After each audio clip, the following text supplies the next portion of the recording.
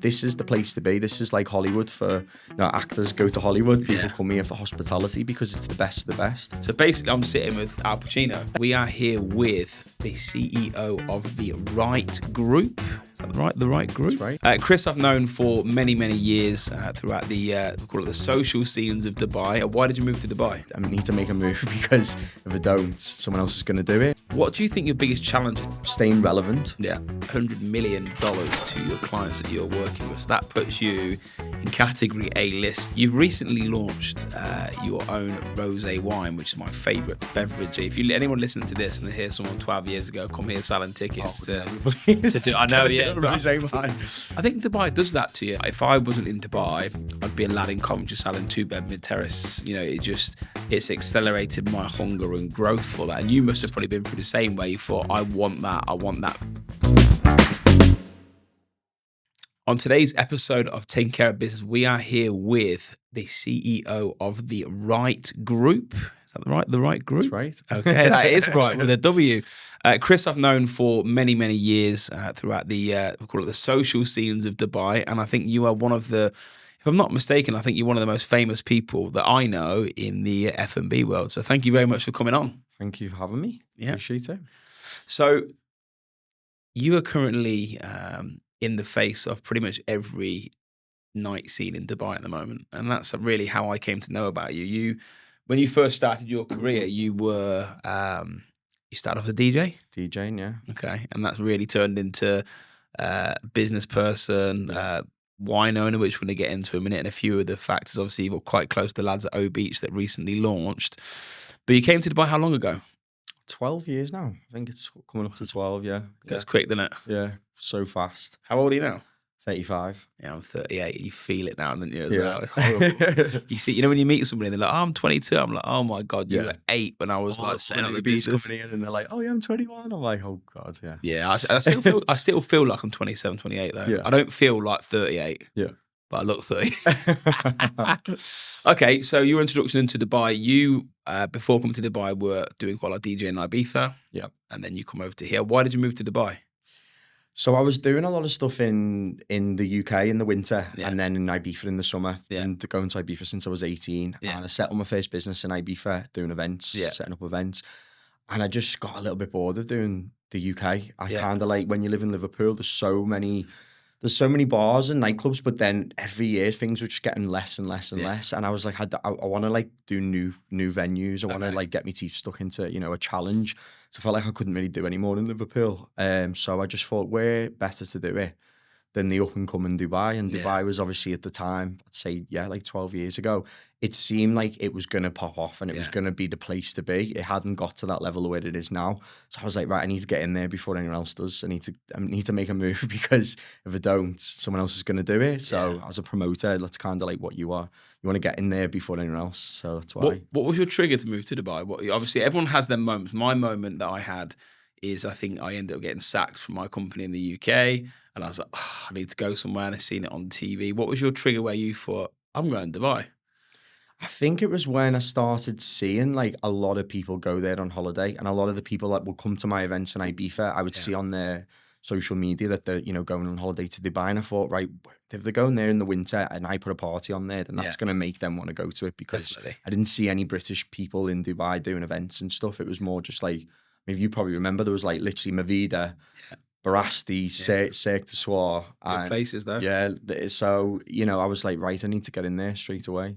Where was your first gig? Where was the first place you did it in Dubai? Weirdly enough, someone asked me this the other day. It was actually where O Beach is right now. Really? So it was called XL.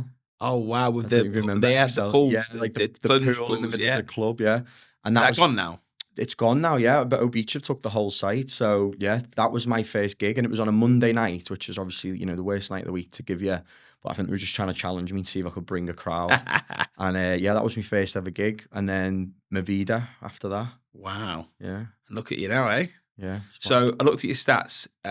We've estimated that you've brought in $100 million to your clients that you're working with. So that puts you in category A list in the party F&B. What do you call it? It's not F&B. Hospitality. Hospitality. That's the So the word. hospitality scene. Yeah, you can't call it a party scene because you don't just do parties. You do entertainments. Hospitality is the perfect word. Yeah. The 100 million that you've generated throughout the businesses, you must be so valuable to some of the hotels and brands. People like O Beach is a perfect example. Obviously, we're trying to get Tony on. Shout out to Tony. Trying to get you on here the next couple of weeks or so whilst you're here.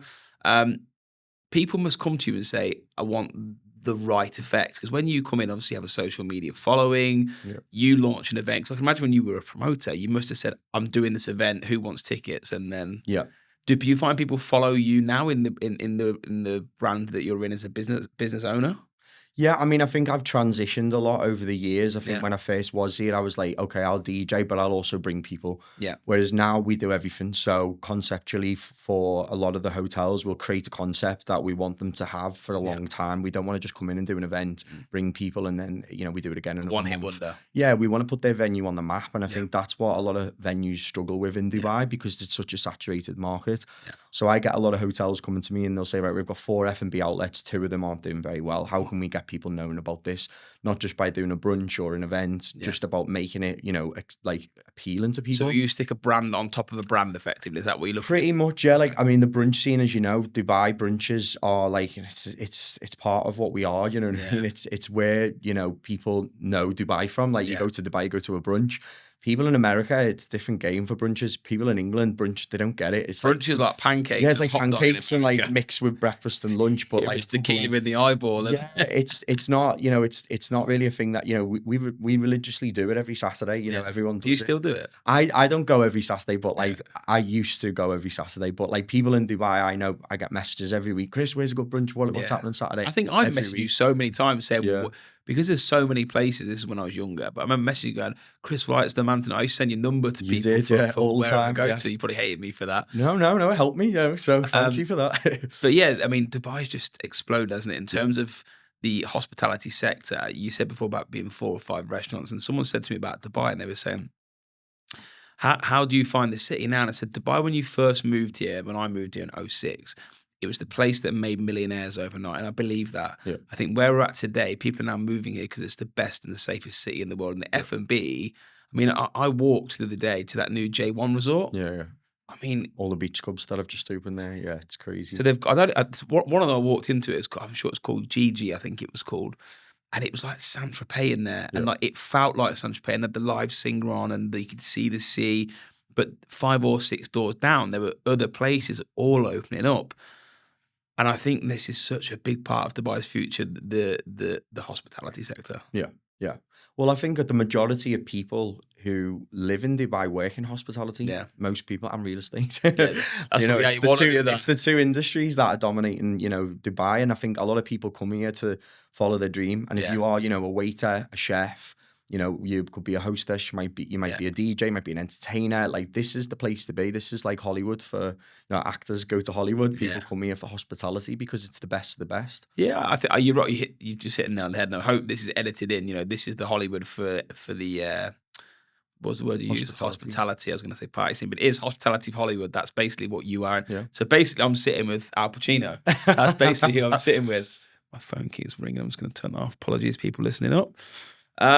Okay, so I've got on here to talk about your journey, and it says from raves to riches, beginning selling tickets in Ibiza to where you are today. What do you think your biggest challenge has been from taking yourself from the lad that sells tickets to the lad that owns his own, brand of wine, which is launched in O Beach and other locations, which we're going to get onto in a minute? Yeah. What's been your biggest challenge in this journey so far? Biggest challenge, being in Dubai is probably like staying relevant. Yeah. You can create something and put a lot of time into it. People don't understand the time and effort and the scale of how big you put your time into it. Like people just go to an event or go to a venue that you go to and they'll enjoy it. But, if one little thing's wrong, they'll complain. But the day before, everyone's having a big debrief with a full team, the chefs, the staff, the social media manager, the marketing team, the guest list, everything. And I think the most challenging time is that when you put all your time into it and put all your effort, another venue will open up literally 2 minutes down the road. And the week later, after that event was successful, your event's quiet. So you have to up the game, and you feel like you've got a solid plan of what you're going to do. It's like every single concept that we do is like a business. Yeah, It's not just an event that we do. Oh, we hope it works. No, we put a lot of time into it. What's the one that's, and forgive me if you're sounding stupid here because I'm not really out as much as I used to be. What's the one by the Museum of the Future? Me and Me. Me and Me, yeah. I always thought it was Miami, by the way. Miami. It is, yeah. It's inspired by Miami. Okay. Miami's like one of my favorite places. Yeah. So that's a venue that I'm partners with Jumeirah. Yeah. So that came about just over 2 years ago now. So me and my business partner Jay, we got an opportunity to basically put a proposal together for a concept. Yeah. And Jumeirah Emirates Towers, which as you know is like one of the longest standing hotels on the Shigside Road, and they've never really sort of they've stayed relevant as a hotel. Very posh though, aren't they? They're very upscale, and I don't know whoever's idea it was, but whoever in Jumeirah wanted to start, tapping into the industry around them, DIFC, all of the nice venues like Amazonica and all that. So they were like, we want to do a concept like that.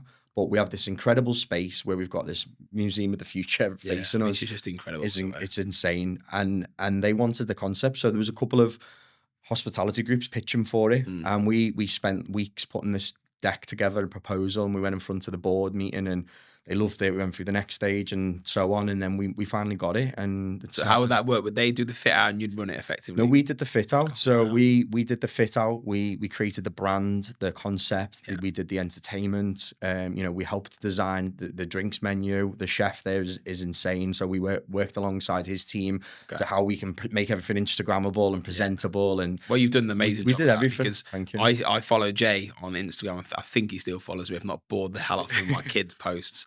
But when I look at when Jay posts and you post on it and I see it and I think, wow, like you've hit the Miami concept. And when you're standing outside looking at the Museum of the Future lit up, like anybody that's in Dubai, you'd say, go there for the venue. Yeah. So my question, and the reason that I'm coming on to this is that you've got this amazing venue. What do you need to do to make sure everyone knows about that? How do you continue to make your nights stay relevant? So a lot of it now is down to influencer marketing. That's a big tool that everyone kind of jumps on now. And what do you mean by that? With are you talking about international, like a Chloe Ferry, or are you talking more about micro influencers within communities? It depends what type of concept it is. If it is more of a pool party scene, ladies they vibe. You probably use someone who's a bit more down that demographic with them types of followers that want to go to that. Yeah. With Me and Me, it's working with good credible pages that have a good following. There's a lot of Instagram pages out there that tell people where to go, bucket list, places to go. Yeah. So that is also influencer marketing. How would that work then? If you were with them, let's say for instance you were with me and I was an influencer, I might be a little bit. You are an influencer. Would you go to them like, cool, post for me, I give you 4 tickets, enjoy the night, let everyone know it was a nice night, and that's how you would win them in? How does it work? Yeah, I mean, it just depends on what they require. I mean, now you get some really strong influencers who have a really good demographic that is going to give you that exposure. Yeah. You can pay them to come and they will do what they want to do on their style of how they put their social media out. But it's normally a bartered agreement or a paid agreement. It depends on how big the following is. Do you know when you're doing it? One of the things that I realised about social media marketing specifically. So I've only got like 25,000 followers. I think my wife George has got 18,000 followers. But if you look at our following and our views, my views on my reels match or are more than my followers. Mm-hmm. And you see some people that got 100,000, they get 1,000 reels views on a reel. And the reason I say that is Georgia, about 7 or 8 years ago, before we had kids, she just wanted to do something for a job. And I remember she launched this bikini brand called Huns with Buns, it was. At the time, she had 10,000 followers, whatever it was. But when she launched these bikinis, because her demographic was that, she sold out every week. Yeah. And at the point where I was like, George, you should let me take over this business and I'll run it for you.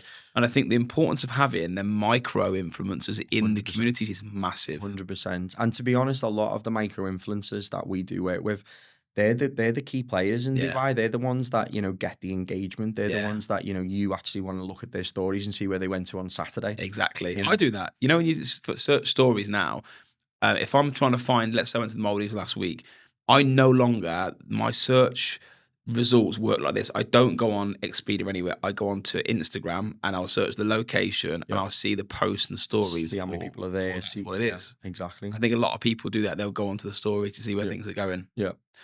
Okay, so you've gone from promoter to hospitality expert, someone that's taking over amazing venues. You've recently launched your own rosé wine, which is my favourite beverage if I'm going out once every year or so.